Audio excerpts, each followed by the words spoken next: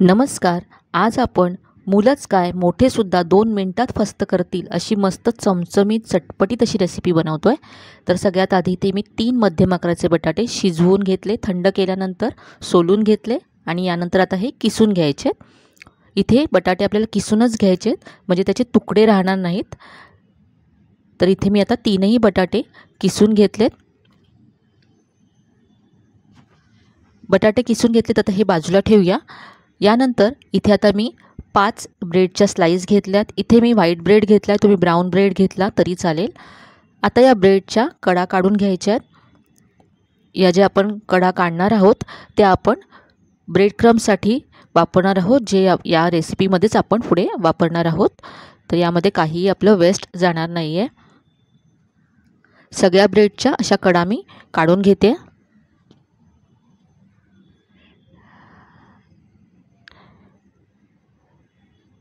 तर इथे पहा, सगळ्या ब्रेडच्या कडा सेपरेट केल्यात.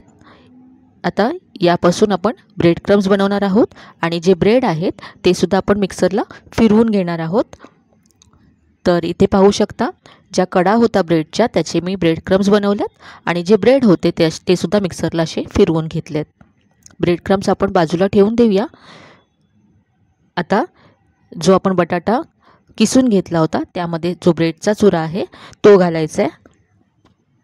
3 मध्यम आकाराचे बटाटे घेतले होते, त्यासाठी 5 ब्रेड मी इथे घेतले. यामध्ये आता बारीक चिरलेला कांदा घालायचा आहे. यानंतर इथे किसलेला गाजर घालायचा आहे. 1 गाजर मी इथे किसून घेतलं. यानंतर इथे बारीक चिरलेली शिमला मिरची घातली आहे. आता यामध्ये बारीक चिरलेली हिरवी मिरची घालायची आहे.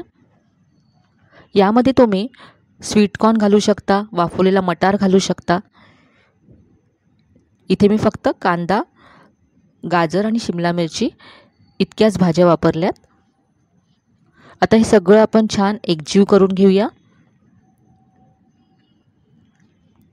ब्रेड आणि भाज्या छान असं मिक्स करून घ्यायचं आहे आणि यानंतर यामध्ये आपण मसाले घालू. तर इथे आता मी 1 चमचा जिऱ्याची पावडर घालते. यानंतर अर्धा चमचा मी जाडसर कुटलेली काळी मिरी घातली आहे.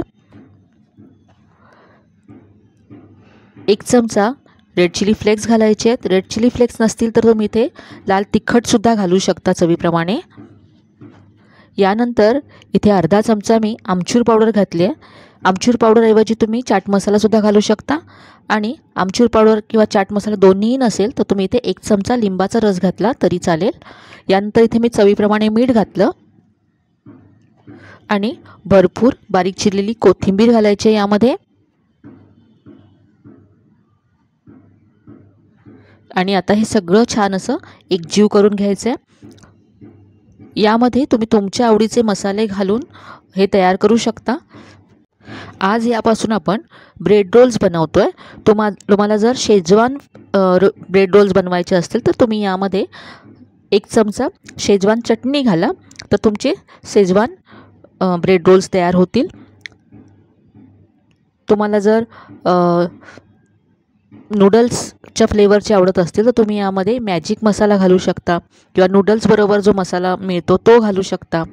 तर तसे तुम्ही वेगवेगळ्या फ्लेवरचे सुद्धा हे ब्रेड रोल बनवू शकता. आता पहा, हाताला मी तेल लावून घेतलं आणि आता याचे आपण रोल बनवूया.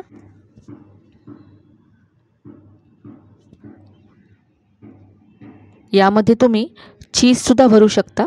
आतमध्ये जर थोडंसं चीज भरलं तर तुमचे चीज ब्रेड रोल तयार होतील. तर इथे पहा, असे रोल तयार करून घेतलेत मी. आता ह्या ब्रेडला बाहेरून कोटिंग करण्यासाठी इथे मी 3 चमचे कॉर्नफ्लॉवर घेतला आहे.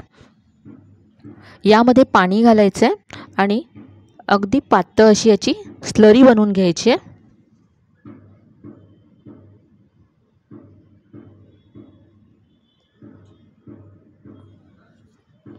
पाहू शकता, अगदी पातळ असं हे मिश्रण तयार करून घेतलं आहे. इथे आपल्या ही स्लरी तयार आहे.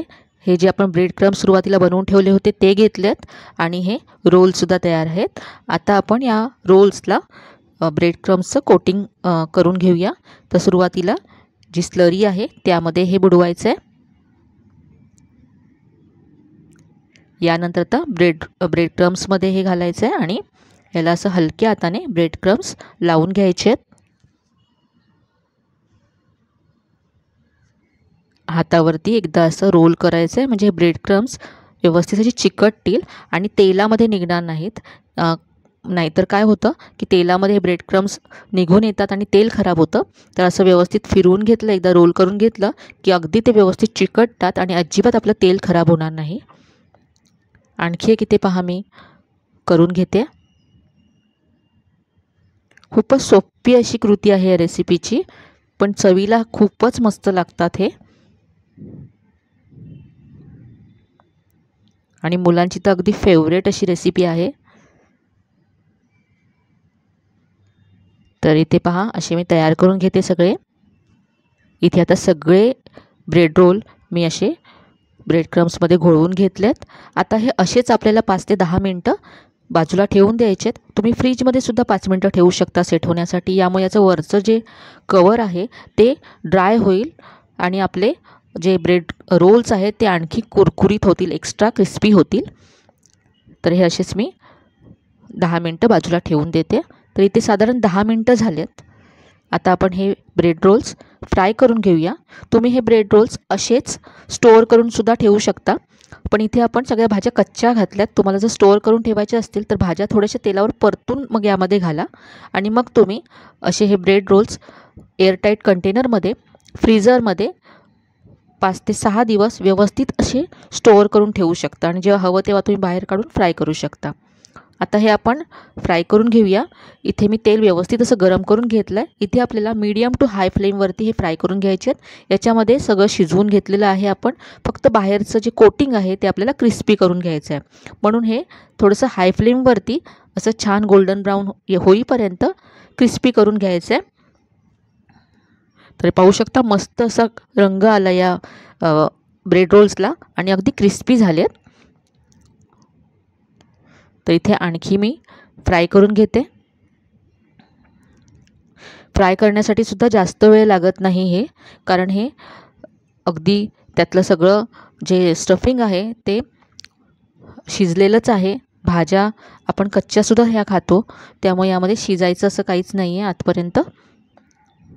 तर झटपट हे असे फ्राय होतात आणि अजिबात तेलामध्ये पहा ब्रेड क्रम्स उतरलेले नाही आहेत. तर असे सगळे मी इथे ब्रेड रोल्स फ्राय करून घेतलेत. टोमॅटो केचपबरोबर मी सर्व केलेत. तुम्ही शेजवान चटणीबरोबर सुद्धा खाऊ शकता. याचं तुम्ही बाहेरचं आवरण पहा, खूपच मस्त कुरकुरीत होतं आणि आतून हे अगदी सॉफ्ट होतात. इथे मी तुम्हाला एक रोल तोडून दाखवते. मुलांची एखादी छोटी मोठी पार्टी असेल तर तुम्ही हे करू शकता. बनवायला अगदी सोपे आहेत. पार्टीच्या आदल्या दिवशीसुद्धा तुम्ही हे फ्रीझरमध्ये स्टोअर करून आयत्या वेळेला फ्राय करून तयार करू शकता झटपट.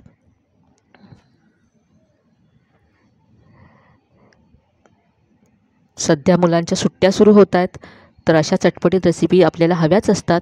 तर एकदा तरी नक्की करून पहा. ही रेसिपी तुम्हाला नक्की आवडेल याची मला खात्री आहे.